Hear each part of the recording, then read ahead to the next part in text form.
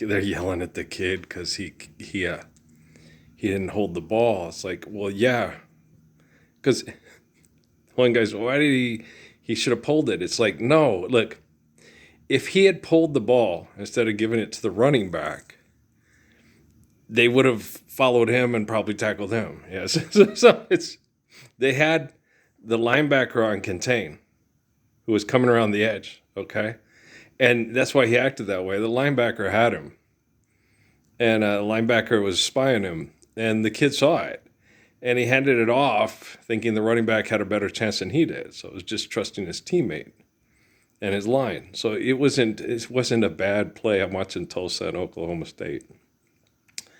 And they're fussing, the fans are fussing, but it's like you gotta watch what's going on out there. You have to watch the play. You have to see what the kid sees and what's going on. And when you go back and look at it, when you're looking at it as a fan, you say, okay, everybody went that way. Yeah, because he handed the ball off.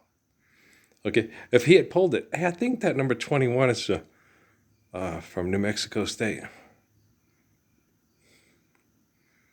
The McGowan kid. I think it is. Yeah, I was wondering where he went because I was sitting there. No, it's not. His name's Richardson. Okay, it's not him. Okay, it looked like I got to find out where that kid went. The McGowan kid, because he ain't on the team this year. Did he graduate or something, or somebody else pay him a lot more money?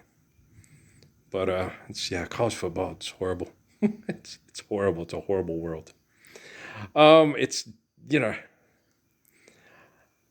I thought about getting into coaching. I wanted to coach in college, but I thought to myself I'd rather coach in high school. But the problem is if you're a really good high school coach, you got to deal with college. Yeah. Love is a rush. I'm defenseless.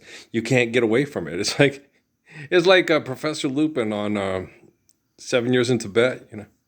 Even up here in paradise, you can't get away from them crazy motherfuckers. They'll follow you. There's nowhere to hide.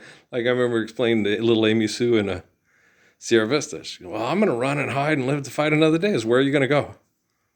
Where are you going to hide from the New World Order? The Paris Summits people. You can't hide from them. You have to just stand flaws and, warts and all and stand for your faith. Yeah. It's hard. No. What's hard is being a complete asshole and keeping it going and getting everybody to accept it. That's hard. Okay. Being a good person that has faith in the infinite glory of God and eternally loves people and wants to live truthful, faithful lives, it's easy. It's easy being me. Okay. What makes my life hard is what's hard. Okay. I'm going to control everybody with money and technology, and I'm a complete psychotic, egotistical wackadoodle. That's hard. Okay. Being like Jesus, it's easy. It's so easy to fall in love. But run, baby, run. Okay. I don't mind Tulsa winning. I like Tulsa, but it's just you feel bad for this little kid and his team because they're doing better at this other player and this other kid's in, and they're trying to make it work. And it's hard, so you get a little emotional for him, and you just kind of pour for the kids. I just like kids. I just like kids, and I just like them to go out there and have fun and have a good time and be good to one another, and realize we can't all win, and it's not about winning. It's about the fact that we're not raiding others' villages and killing daddy and raping the mommies and the sisters, and like in the old days, like Mike Leach used to talk about. So yeah, I used to say that all the time to people with football. No, this is a celebration of testosterone. They'll be tackling, there could be some blood and some cussing and stuff because that happens. Shit, you say shit like when you miss your coverage or you drop the ball. Okay, he throws you a perfect pass in the end zone and you drop it. Okay, you usually say shit and/or fuck. Okay. Even if you're Sister Christian, Mr. Christian, you can't help it. It just comes out. Did I just say shit and fuck? Yes, you did. Remember Bill Russell? Shit. He didn't talk about him. So funny. Oh, I felt so bad for him because Russ was such a good guy. And he tried to be very, cordial and polite and stuff. Dennis was playing with the Celtics. And they were saying, he really liked Dennis. And he said, well, what would you do? Well, I would do this and that and that and that. And they didn't do it. And it went somewhere else, and somebody else did something and it screwed it up. And Bill just shit. He said it and then he just got quiet. And you can understand, he really liked Dennis Johnson. The Celtics, they got, he recruited, he drafted Dennis Johnson. He liked the way he played defense. He was, on the Celtics, and the Celtics were doing good. And, there was that emotion just came out in Bill. Bill. Anybody else like Bill Russell a lot? I like Bill Russell. I always like Bill Russell. I think Bill Walton lost his mind because of the Wi-Fi abuse. Me and Russ talked about it at NMSU. Said, hey, man, he was so together, and so now he's just mean and weird. It's all about being great and more because of the people you're around, and you got to promote the brands and stuff. And it's the way they work. It's a competitive market, and we all can't win, but we can all love and be loved in return. But to be truly, truly loved, right? Someone to share, someone to care. Don't you love that song? I love that song. And then afterwards, you're like, well, he wasn't anything like those songs. Most people aren't, because we're not living the Lord's Prayer. Right? There'll still be things where you want to be with someone and they don't want to be with you. It hurts to be in love night and day, day and night, right? And so there's still going to be that, When you meet the man of your dreams, and then you meet his lovely wife, and isn't it ironic? And yeah, I really do think it's like rain on your wedding day. It's good advice. Who would have thought or figured, right? So I do like that song. I like Complicated too. Yeah, is that Avril Lavigne? I think so. Adele. I don't listen to Adele that much. She's a very good singer. I don't listen to Taylor Swift either. I really liked, I'm old, really liked Nella Furtado's I'm Like a Bird because it had a real Stevie Nicks vibe to it, and I dig Stevie Nicks. And so Sarah, my little Emily, when she was being bullied in Sierra Vista, had a friend, Sarah, she talked to. And so that song reminds me of my Emily, and so a lot of times it makes me cry. Just like No Me Quiero Más.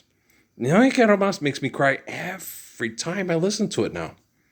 I don't know why. Maybe it's just the way Sel delivers, but it's a damn good song. Makes me cry. Makes me cry every time. I can't do it. It's like, why am I crying? I feel like a freaking chick here. Why am I fucking crying? I do like the song a lot. Played it for my dad. He wasn't as fond of it. He likes Ronstadt. Yeah, he has a crush on Ronstadt. And I love Ronstadt too. I said, gosh, she's so good, right? But then I heard Sel, and I think, I like Sel's even better.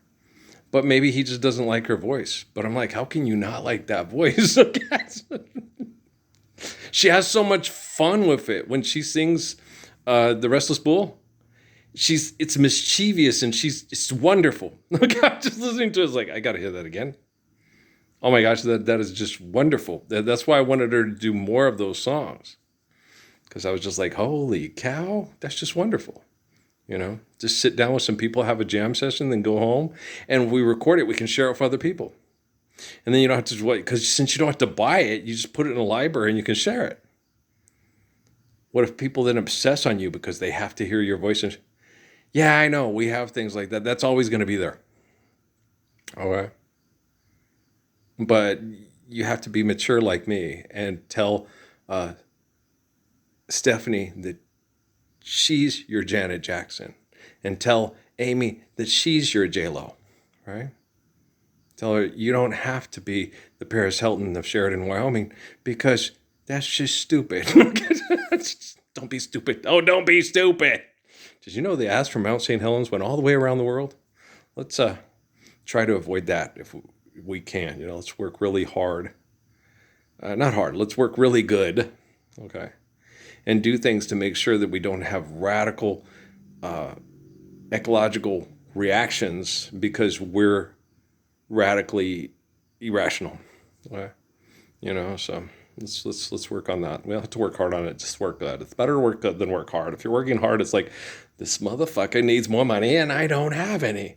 Then you have the Pullman car revolts and all that horrible stuff, on bus riots and bus strikes and all that crazy crap. Money's not real. Buses on strike gonna raise the fare so they can help pollute the air. Remember when they started getting, people have always been that intelligent, guys. It's nothing new, man. Henry David Thoreau. Abraham. Okay. Moses. Oh, they're destroying their ecosystem, building monuments to their egotistical insanity. We're going to go back home to the River Jordan. I mean, hello, McBugger, McFly. When you get together with a large group of people, hey, Nate Reynolds, okay, old Mr. Navy SEAL from Wyoming, from Colorado State, right? Never underestimate the power of large groups of stupid people. It's not power. No, power is the glory of God, okay? Never underestimate the capacity to destroy the beauty of our physical existence through large groups of stupid people. I'm the Messiah. I'm really intelligent. It's cool. Did his knee hit the ground? I think it did. Let's see. It's such a good little play. Yeah, it did. He just kept going. Because he's a kid. He knew it hit the ground. He just was, just make it work. The rest were both looking right at it. But yeah, okay, it hit the ground right there on the 6. On the 6. I mean, it's a train from Bronx to Manhattan, I'm pretty sure. Yeah. All right, guys. No me quiero más. Okay. Good song, man. Good song. But don't let your emotions get the best of you, okay? You are loved. I talk to Suzuki a lot. I talk to... I don't always talk to Jesus every day. So I give Jesus a break. Dude, just, take a day off. Don't... Okay, imagine that Jesus, either in the past or the future, is living among us. And the guy that the molecular structure is like him is being tortured for us trying to get us all to live the Lord's Prayer. And then he's trying to get technology to assimilate to him instead of the people that deny us the Lord's Prayer. And you feel that abuse and that pain and suffering of this beautiful guy named Earl. I mean, some days you're just going to need to go make love to your wife. Go play some basketball, Jesus. Put on some cameo, Wayne Cooper, and dance, Jesus. 2 cameos, Jesus. You go, Jesus. You know what I'm saying? And so, yeah. And then when you guys look at it that way, I mean, in the future, Jesus, yes, dancing to cameosis when you feel the group that moves you and you feel it in your feet. Tell me what's the point, right? And what's the other one? We're on the one. I love On the One. Yeah, that's a good song. We're on the one. Oh, there he got it. Little guy got his touchdown. Okay. But I'm going to go. I love you guys very much. I don't know if we'll talk later tonight, but we will talk later. I'm just connecting to people, and I'm not like on a witch hunt. I'm going to connect to the people that want to live the Lord's Prayer, Where you want to go? Yeah, I said I'd probably never go to New York City. I said, but what if you married one of the little guys in my head? What if you married a woman from New York City and she wanted to take you to see where you grew up? I was like, she didn't have to see where I grew up. No, they tried to kill me here. She's from New York. They probably tried to kill her there too. That's a good point. Okay, guys, I love you. All right, peace out.